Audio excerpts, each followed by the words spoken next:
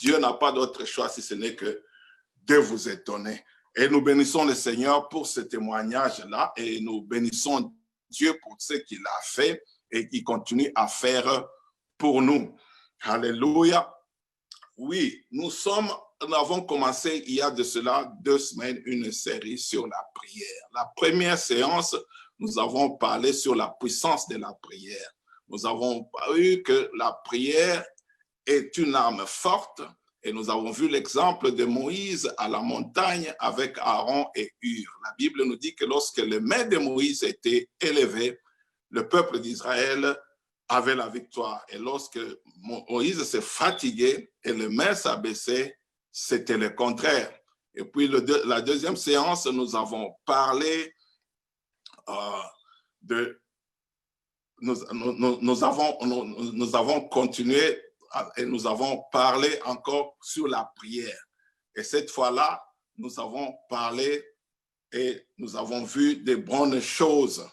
Avec cela, Dieu nous a encore bénis puissamment. Aujourd'hui, nous allons continuer toujours dans le même lancer avec la prière. Alléluia. Nous allons continuer et nous allons commencer par la lecture ce matin de Luc 18, 1 à 8 et Luc 11, 13. Si Maman Stella est là, peut nous aider aussi avec la lecture.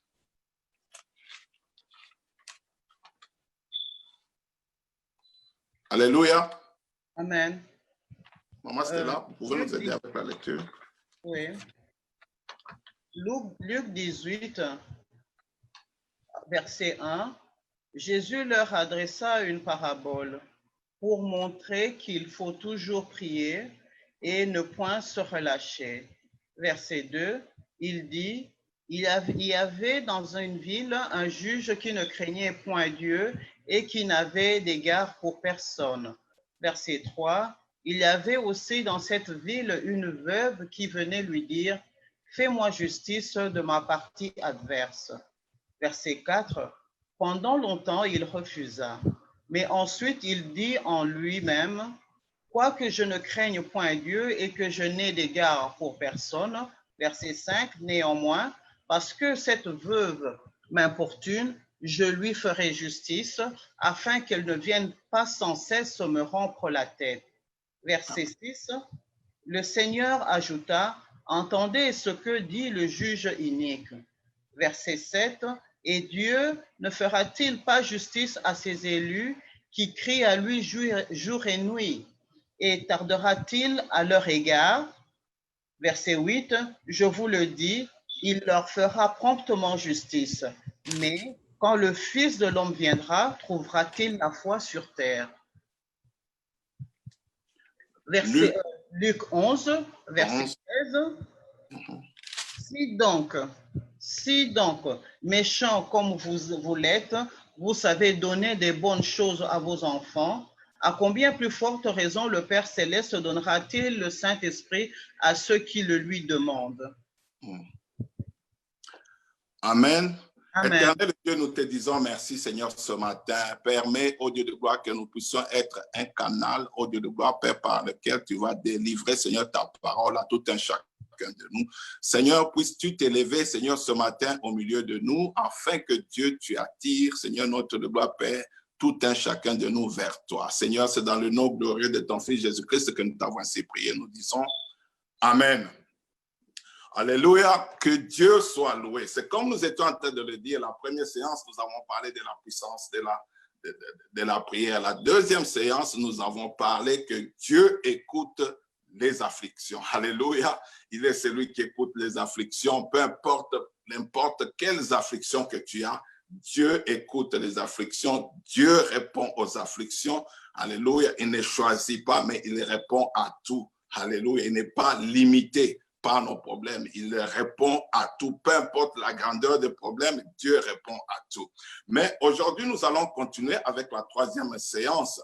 Alléluia. Cette séance que Dieu a permis que nous puissions avoir ce matin, nous venons de voir dans ce segment, c'est juste Jésus-Christ qui est en train de parler en parabole. Souvent, Jésus-Christ utilisait les paraboles pour illustrer les réalités du royaume des cieux, pour donner les principes, comment les choses dans le royaume de Dieu fonctionnaient. Et cette fois-ci, la Bible dit qu'il est en train de leur exhorter à prier toujours avec persévérance. Alors maintenant, il utilisa une parabole pour illustrer la persévérance que Jésus-Christ voulait. Alors, pour ceux-là qui écrivent, j'aimerais que vous puissiez écrire « Prière avec persévérance ». C'est ça le titre pour nous ce matin que Dieu nous a donné, la prière avec persévérance. Alléluia, alléluia. Oui, nous devons prier avec persévérance parce que les temps sont difficiles. Ce n'est pas la prière d'un seul jour qui peut nous maintenir, mais c'est une prière avec persévérance qui va faire que les choses changent dans nos vies, qui va faire que les choses aboutissent, que les choses aillent de l'avant. Mais lorsque nous regardons cette histoire, on nous parle de 3 différentes parties. Alléluia. Le premier parti que nous voyons, qu'on nous présente, c'est le juge. On nous dit que c'était dans une cité, il y avait un juge unique, un juge injuste, méchant, qui n'avait d'égard ni pour Dieu, ni envers les hommes. Alléluia. Et de l'autre côté, il y avait une femme qui était veuve, que je veux vite passer pour aller vers l'adversaire, qui cherchait que son cas soit résolu contre un adversaire. Bien-aimé, l'adversaire, la Bible, quand la Bible parle de l'adversaire, il parle du diable, l'accusateur des frères. Alléluia. Mais le diable n'est rien. La Bible dit qu'il est l'accusateur des frères, il rôde tout autour, il cherche qui il peut dévorer. Mais si nous tenons ferme, nous le résistons, il va fuir au loin. Alléluia. Mais nous allons voir, ce qui me préoccupe plus, c'est l'attitude de cette veuve. La veuve, une femme veuve. Une femme, c'est la représentation typique de l'Église. Et quand on parle de la veuve, on voit une personne abandonnée, délaissée, signe de pauvreté. Et la Bible dit que cette dame-là était aussi dans cette ville. Elle avait un cas. Elle est venue voir le juge pour que le juge lui rende justice. Elle venait sans cesse, sans cesse, sans cesse.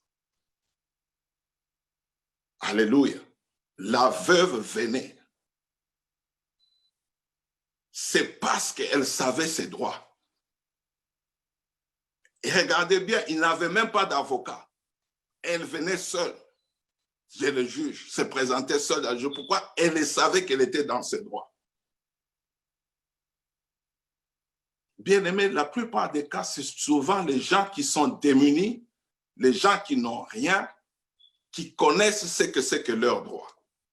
Ce matin, j'aimerais te demander, connais-tu tes droits? Mon frère, ma soeur, connais-tu tes droits? Cette dame ici venait avec assurance, cherchant à ce que son cas soit résolu. Pourquoi? Parce qu'elle savait qu'elle était dans ses droits. Parce qu'elle était sûre qu'elle allait gagner. Oh, je peux appeler encore une autre veuve ce matin. Oh, j'appelle la veuve de Sarepta. La Bible nous dit que cette veuve, quand elle a vu Élie, elle lui a dit que je n'ai qu'un peu de pain. Je n'ai qu'un peu de farine pour faire un peu de pain, un peu de gâteau, afin que moi et mon fils, nous puissions manger et puis demain mourir. Mais souvenez-vous que c'est l'Éternel qui dit à Élie, j'ai ordonné à une veuve de te nourrir. Comme pour dire que la veuve savait déjà qu'un prophète allait venir. Et la veuve, quand elle lui a dit de donner d'abord à manger à Élie, elle n'a pas hésité parce qu'elle savait que si je donne à cet homme, alléluia, Élie, oh, qui ne connaissait pas Élie en Israël? Élie, le prophète des feux. Élie, soi-disant, Akab disait qu'il s'aimait le trouble. C'est-à-dire, c'était une figure qui était connue. Quand il a vu Élie, il savait de qui c'était. C'était un prophète de Dieu. Il a compris, si je peux donner ce que j'ai à cet homme de Dieu, sûrement, j'aurai le don du prophète dans ma vie. J'ai le droit de réclamer le don du prophète dans ma vie. Alléluia, alléluia. Oh, la veuve savait. Les démunis savent leurs droits. Ils savent qu'ils manquent. Ils savent qu'ils sont abandonnés. Alléluia, alléluia, alléluia. Ils savent qu'ils ne doivent pas rester dans le confort. Ils doivent chercher à réclamer leurs droits. Oh, je peux encore appeler une autre veuve ce matin. La veuve d'un des fils des prophètes. La Bible dit que le créancier était venu prendre les enfants à cause d'une dette laissée par le prophète, fils d'Élisée. Il est allé voir son maître, son père spirituel, pour dire, voilà mon mari, ton serviteur, qui servait Dieu avec crainte est mort. Maintenant, le créancier est venu chercher les enfants. Pourquoi? Parce qu'elle était dans ses droits, elle savait ses droits. Elle disait en elle-même, si je veux voir Élisée peut faire quelque chose pour nous. Alléluia, alléluia, alléluia. Connais-tu tes droits ce matin? Alléluia, alléluia. Est-ce que tu connais au moins tes droits? Église, femme, l'Église universelle, est-ce que nous connaissons nos droits? Oh, deux choses, la Bible nous dit qui font que nous ne pouvons peut-être pas connaître nos droits ou exercer nos droits. Parce que lorsque nous regardons la vie de cette veuve, je me dis seulement que le problème avec cette veuve, c'est-à-dire c'était dans l'héritage. Quelque part, son héritage a été pris. Elle cherchait à récupérer l'héritage que le mari sûrement lui a laissé. Elle voulait qu'on lui fasse la justice. Nous tous, nous savons souvent que quand il y a une veuve, c'est la veuve qui est lésée, qui est délaissée, on prend tout et souvent ça se termine au jugement. Et je pense que c'était le cas avec cette veuve. Et la Bible nous fait comprendre qu'il y a seulement deux choses qui peuvent faire que nous ne puissions pas opérer dans l'héritage. La Bible dit que la première des choses, c'est lorsque l'héritier n'a pas atteint l'âge de la maturité, ses biens sont gérés sous tutelle jusqu'à ce qu'il atteigne l'âge de la maturité afin qu'il puisse avoir accès. Le deuxième cas, c'est lorsque le testamentaire est encore vivant. L'héritier ne peut pas avoir accès au testament jusqu'à ce que le testamentaire puisse mourir. Mais je prendrai la première. Pourquoi? Parce que la deuxième, elle s'est déjà faite. Christ, le testamentaire, est déjà mort. Il nous donne l'accès à tout l'héritage qui est dans la parole de Dieu. Toutes les promesses d'Abraham, au travers de la mort de Jésus-Christ, nous appartiennent. Mais le problème aujourd'hui avec l'Église, pourquoi nous n'arrivons pas à opérer dans notre héritage, c'est parce que nous n'avons pas encore atteint la maturité. La plupart d'entre nous ne sont pas encore dans la maturité des choses. La plupart d'entre nous sont encore ignorants. Nous ne prenons pas le temps dans la parole de Dieu. Nous ne prenons pas le temps dans l'intimité de Dieu afin que celui-ci puisse nous révéler quelle est sa volonté parfaite et les promesses qui sont attachées. Et c'est ça le grand problème de l'Église aujourd'hui. Or, cette veuve savait. C'est pour cela qu'elle n'a pas lâché. Sûrement, les juges avaient déjà mis le cas. Il avait déjà fermé le cas. Il avait déjà mis dans le tiroir. Il avait déjà fermé le tiroir. Mais à cause de sa persistance, à cause de sa persévérance, alléluia, alléluia, la Bible dit que le juge, mauvais qu'il était, alléluia, mauvais, méchant qu'il était, il s'est dit en lui-même, pour que j'arrête ces dérangements, pour que j'arrête ce cirque, bien que je n'ai pas d'égard à Dieu, non plus à l'homme, je ferai justice à cette femme. Alléluia, alléluia, alléluia. Oh, je dis à quelqu'un, cette femme aussi pouvait se décourager. Mais aujourd'hui, je suis en train de parler à quelqu'un. Peut-être c'est ton cas, tu t'es découragé. Oh, je peux amener encore une autre femme. Oh, la femme notable de la Bible. Alléluia, alléluia, alléluia, alléluia. Alléluia, avec le prophète Élisée, celle qui avait fait sa maison pour accueillir les prophètes. La Bible dit qu'elle s'est contentée. Après plusieurs années d'infertilité, elle a accepté son sort. Peut-être c'est devenu aussi ton cas. Tu pries, tu t'es découragé et tu t'es résigné à accepter ton sort. Oh, il a fallu qu'Élisée puisse dire, qu'est-ce qu'on peut faire pour cette dame? Et Géhazi qui dira, elle n'a pas d'enfant. Elle dit, ok, dans cette même époque, l'année prochaine, tu auras un enfant. Elle dit, non, il ne faut pas me mentir, il ne faut pas me mentir. Pourquoi? Elle avait déjà abandonné. Peut-être c'est ton cas c'est le cas avec toi. Tu t'es déjà dit, mon temps est déjà passé. La chose pour laquelle j'ai prié, je l'ai prié pour ce temps-là.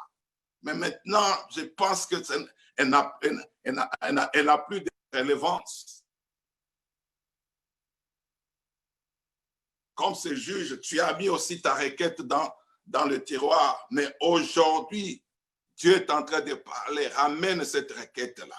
Sois comme cette dame-là. Persévère. Alléluia, alléluia. Et Jésus-Christ qui dit, écoutez ce que ce juge dit. Vous pensez que Dieu ne va-t-il pas venger ses élus qui crient nuit et jour devant lui? Alléluia, alléluia, alléluia. Nuit et jour, nuit et jour, nuit et jour. C'est-à-dire, il persévère nuit et jour. Il prie nuit et jour. La persévérance dont Dieu veut voir dans ce temps critique que nous sommes, c'est la persévérance avec consistance. Nuit et jour. Quand la Bible parle de nuit et jour, la Bible fait référence à la consistance. Pas aujourd'hui, tu pries 1 heure, 2 heures, et puis demain, tu ne pries pas pour reprendre peut-être le lendemain, le surlendemain. Non, Dieu veut que tu sois consistant avec lui, que tu sois consistant dans ta vie de prière, que tu sois consistant dans la méditation de la parole, que tu sois consistant dans la marche avec Dieu chaque jour, jour et nuit, jour et nuit, jour et nuit. La persévérance dans la consistance. Commence peut-être avec 15 minutes, mais demeure avec ces 15 minutes, jour et nuit. Tu vas voir combien la consistance paye. Alléluia. Et la consistance n'est autre qu'un qualificatif pour un homme fidèle. La parabole qui a commencé pour montrer la persévérance dans la prière, à la fin, Jésus-Christ a conclu pour dire que lorsque le Fils de l'homme viendra, trouvera-t-il encore la foi? C'est-à-dire, ta persévérance prouve à Dieu que tu as encore la foi. Dès que tu arrêtes de persévérer dans une requête, tu montres à Dieu que tu n'as plus la foi, que tu as cessé de croire. Oh, Dieu est en train de parler à quelqu'un ce matin. Mon frère, ma soeur, persévère, prie jusqu'à l'accomplissement. Peu importe le temps, peu importe les circonstances, peu importe que ce soit dans la détresse, que ce soit dans l'allégresse, reste ferme, prie, persévère. Ne laisse pas les circonstances te stopper. Ne laisse pas les circonstances te décourager. Mais toi, persévère. Car en cela, tu ne fais autre chose si ce n'est que démontrer que tu as encore la foi en ce Dieu, malgré le temps passé. Oh, ce matin, Dieu est en train de parler à quelqu'un qui s'est résigné. J'aimerais que tu puisses te réveiller ce matin. J'aimerais que tu puisses aller prendre cette requête que tu as abandonnée. Tu te dis que ça fait des années, je n'ai prié, je n'ai rien vu. Non, Dieu veut que tu amènes cela. Alléluia, alléluia. Il est le Dieu des cas difficiles. C'est que le docteur a dit que c'est impossible. Tu regardes, tu te dis, tu regardes la montre biologique, tu dis que pour moi maintenant c'est impossible. Je peux pas mettre au monde. Tu deviens quelqu'un qui est résigné à cause de la durée de temps. Tu t'es résigné, tu as accepté ton sort. Mais Dieu veut venir comme Élisée était venu de la part de Dieu pour annoncer qu'à la même époque, l'année prochaine, tu vas avoir un enfant. Alléluia, alléluia. Que quelqu'un dise Amen ce matin. Alléluia, alléluia. La présence de Dieu est forte. Peut-être tu t'es résigné, que ce soit peut-être le mariage, tu te dis, parce que maintenant les années sont passées, j'accepte. Je me suis résigné, je veux vivre cette vie-là d'eunuque. Non, non, non, non, non, non, non, non, non, non, non. Dieu t'a promis, c'est dans ton héritage, ça fait partie de ton héritage, c'est dans ses promesses. Tu as même eu des révélations. Alors pourquoi toi tu vas te décider aujourd'hui? Parce que ça ne s'est pas passé comme toi tu le voulais, mais tu vas décider aujourd'hui de mettre ces choses-là dans le tiroir. Oh, va chercher cette requête-là, ramène-la. Commence à prier cette requête-là. Tu verras. Tu viendras témoigner les bontés de l'Éternel. Nous allons louer l'Éternel à ton égard. Alléluia, alléluia, alléluia. Que Dieu nous bénisse ce matin. Nous allons nous mettre à prier. Nous allons prier. Là où tu es, je vais prier d'abord avec ceux-là qui se sont résignés ce matin. Si tu es dans cette ligne ou si tu nous regardes à travers Facebook, tu t'es résigné sur un cas que tu as prié, un cas qu'on a dit même, qu'on a déclaré même, que le docteur a dit que c'était impossible. Mais ce matin, j'aimerais que tu puisses reprendre ce cas-là, l'amener devant le docteur de docteurs qui est Jésus-Christ de Nazareth. Alléluia, alléluia, alléluia, alléluia, alléluia, alléluia. Il veut te faire du bien ce matin. Alléluia. Il veut te faire du bien ce matin. Oh, je sens la présence de Dieu ce matin au milieu de nous. Alléluia. Nous allons prier. Seigneur, je prie. Oh Dieu de gloire, relève, oh Dieu de gloire, Père, la tête de mon frère, relève la tête de ma soeur, Seigneur, ce matin. Seigneur, notre Dieu de gloire, Dieu de bonté, Père, donne le courage là où il manquait le courage, Seigneur, notre Dieu, ce matin. Seigneur, donne la force, Seigneur, notre Dieu de gloire, Père des armées, Seigneur, à mon frère, Seigneur, notre Dieu, qui s'est découragé par rapport aux circonstances, par rapport au développement, Seigneur, des situations, Seigneur notre Dieu, Père, qui se s'est développé encore, Seigneur notre Dieu, Père, pire que, Seigneur, pendant qu'il pouvait te demander. Mais Dieu, grand Dieu fidèle, Seigneur notre Dieu, Père, tu as tardé, oh Dieu de gloire et de bonté, Père, pour aller vers Lazare, Seigneur notre Dieu, parce que Dieu, tu t'étais dit, c'est enfin que la gloire de Dieu puisse s'éclater. Seigneur, par moment, tu tardes à venir, oh Dieu, que mon frère comprenne, Seigneur, que Père, si toi tu tardes, ce n'est pas parce que tu as oublié, c'est pour que quand tu vas venir, que personne ne puisse se dire c'est parce qu'elle a prié, c'est parce qu'il a prié, c'est parce qu'il va à l'église, mais qu'on dit seulement ici, c'est Dieu qui a fait. Ici, c'est Dieu qui s'est manifesté. Dieu, je te dis merci, Seigneur, ce matin, pour ce que, Seigneur, notre Dieu de gloire, Père, tu viens de faire au milieu de nous. Seigneur, merci, Seigneur, notre Dieu de gloire, Père, pour, au Dieu de gloire, Père, avoir restauré mon frère, pour avoir restauré ma soeur. Seigneur, j'ai pris, Seigneur, notre Dieu de gloire, Père des armées, Seigneur, notre Dieu, Père, pour cette, oh Dieu de gloire, personne aussi qui est comme cette dame notable qui a vécu, Seigneur, dans la résignation, Seigneur, Père. Seigneur, qu'elle puisse quitter, qu'elle puisse dire que Dieu est capable de faire, que je ne veux plus accepter ce sort, que je ne veux plus accepter ce sort, car Dieu est puissant, car j'ai pris un Dieu vivant. Alléluia, alléluia. Peu importe le vent, peu importe la marée, Jésus-Christ va agir, Seigneur, ce matin. Merci, Seigneur, notre de gloire, Père. Oh Dieu, Père, nous te bénissons, nous te rendons grâce. Alléluia, alléluia, alléluia, alléluia. Seigneur, notre Dieu, merci, Seigneur Jésus-Christ, Seigneur, notre Père. Alléluia. Si tu es là pour la première fois, alléluia, tu viens te joindre, tu te dis, mais comment moi je peux être aussi bénéficiaire de cette grâce de Dieu? comment je peux être bénéficiaire de cet héritage dont le pasteur a parlé. Oh, c'est simple, c'est juste simple. Je veux que tu fasses cette prière. Oh Seigneur Jésus, je crois que tu es mort à la croix pour moi. Je crois que tu es ressuscité. Alléluia. Je crois que tu es venu me sauver. Je t'ouvre mon cœur. Viens dans mon cœur. Sois le Seigneur de ma vie. Sois le sauveur de ma vie. Aussi simple que ça, tu es dans la famille de Dieu. Non seulement tu es dans la famille de Dieu, tu as aussi le droit à l'héritage de Dieu. Pas n'importe quel héritage, mais cet héritage que Dieu a fait à Abraham. Alléluia, alléluia, alléluia. Dieu est grand, Dieu est puissant. Nous sommes contents de t'avoir avec nous. Mais si tu es là, tu te demandes, je cherche un endroit où prier. Tu es tombé sur cette page, peut-être sur Facebook, peut-être sur YouTube, peut-être sur Twitter, peut-être sur Instagram.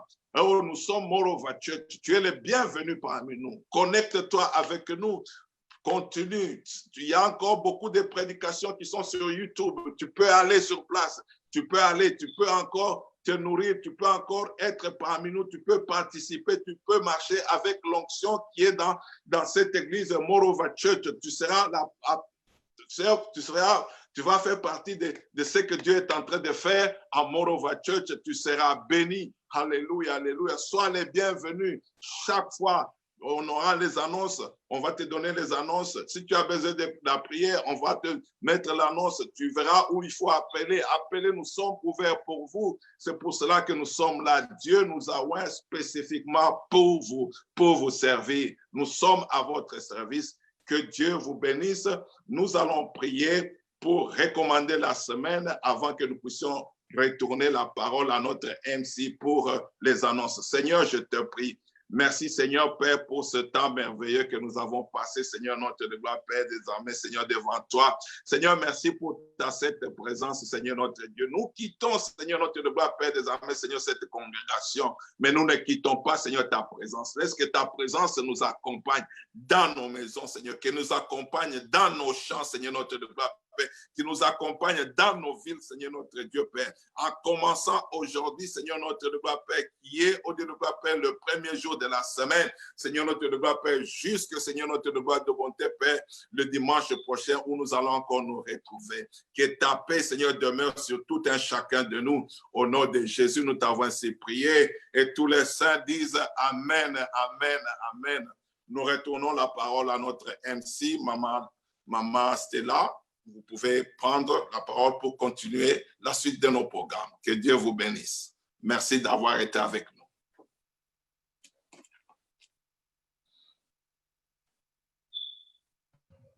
Nous disons merci encore une fois de vous être joints à nous et nous disons que nous croyons que cette parole va faire beaucoup de bien à chacun d'entre nous au courant de cette semaine et que lorsque nous allons nous retrouver la semaine prochaine, il y aura des témoignages pour ce que l'Éternel a fait pour nous. Nous allons faire notre déclaration prophétique avant de nous quitter. Et lorsque comme le pasteur nous a dit à l'entrée, à l'introduction de la parole, faites cette déclaration prophétique avec la foi, avec la conviction que l'Éternel est capable et tu verras de quoi il est capable. Élevons nos voix et faites ces déclarations après moi. Je confesse que mon Dieu est capable de me bénir au-delà de mes limites. Je confesse que mon Dieu est capable de me bénir au-delà de mes limites. Au-delà de ce que je lui ai demandé et de ce que je pense. Et au-delà de ce que je lui ai demandé et de ce que je pense. Au-delà de ce que je lui ai demandé et de ce que je pense. Par sa puissance qui opère en moi. Par sa puissance qui opère en moi. Amen. Amen. Nous vous souhaitons un bon dimanche, mais avant de clôturer, nous allons continuer à faire les messages afin que vous soyez informés. Que le Seigneur vous bénisse au nom puissant de notre Seigneur Jésus-Christ. Bonne semaine encore. Amen. Et à nous revoir dimanche prochain. Merci.